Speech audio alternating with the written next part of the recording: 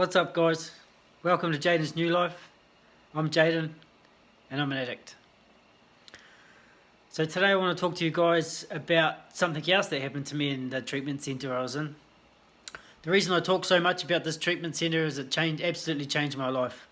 In this space, I was able to build the foundation of my life that I have today. I have so much gratitude for that place. But in saying that, that place would have done nothing for me if I wasn't ready to do the work. It was all about my commitment to changing my life. But I want to share something else that happened in there. We had these sessions called family group. And this is where members of your family can come in and they can discuss things that you've done in your past. But it's not a one-on-one thing. We sat in a group, so there would be probably 10 to 15 other residents there with their family members. This group was so powerful because what would happen is when it was someone's turn, they would read out either an impact letter or just discuss some subject that happened, and then the whole room would go around each person and they would give you their feedback on that situation. And I tell you what, it was one of the most uncomfortable feelings that you could ever picture. But through my addiction, I absolutely lost all of my family, and I actually didn't have anybody, any of my immediate family that wanted to come in and share things of my past with the group. But after much time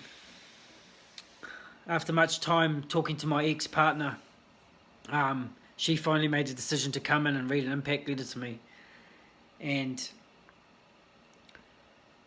I was scared. I was with this woman for 18 years. I was scared. I know what I'd done in my past. I had no idea what this letter was going to involve, and I was truly and honestly scared. But looking back on it now, what I had done previous to her turning up is I'd put up this brick wall, and as I sat there in front of all these people that I didn't know, and she read this letter out to me, I think I went blank, and I don't actually think I was, I wanted to give her the respect. I actually wanted to break down in front of her. I felt like she deserved that. I felt like her letter needed to have that impact. But, much to my surprise, it didn't do that because I put up this wall. And, I really regret putting myself in that space and before she turned up so this could happen. But anyway, after she read it, like I said, it was the most uncomfortable thing about the whole process was these other parents and other sisters and brothers and family members that were giving me their 2 cents of what they thought my behaviour was like, and it was really hard. I had to sit there and say nothing and just take it. It just showed the magnitude of my actions, and getting these perspectives from other people really showed how bad some of my behaviours really were. Some of the behaviours that I shrugged off and just didn't really think anything of them. But what actually happened is that next day we had a men's group, because in this treatment centre there was men and women, but we had a sole men's group the next day, and I was asked to read the letter out to the group. And I tell you what, that's when the wall came down. And, like I said, I regret that. I don't know about the word regret, but I'm not happy that I didn't get to break down like that in front of her, because I think she deserved it. We spent at this stage, I'd spent half of my life with this woman, and she deserved to, have an impact. And she did have an impact. She really did have an impact, but it just didn't happen right there on that spot. But when I read that letter out to this group of men, it took me a very long time to read, and the stuff in there really, really hit home. I was crying my eyes out. I put myself back in that position now, and sitting in that room, reading that letter, and it all of a sudden just comes flooding back to me. But one of the biggest takeaways out of that letter, one of the things that hurt me the most was to find out that my children were actually scared of me. That hurt. It hurt to know that.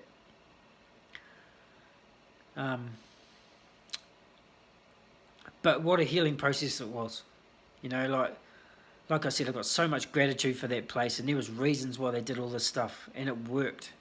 I was open for change. I was open to put in the effort to create a new life, and all these things needed to happen.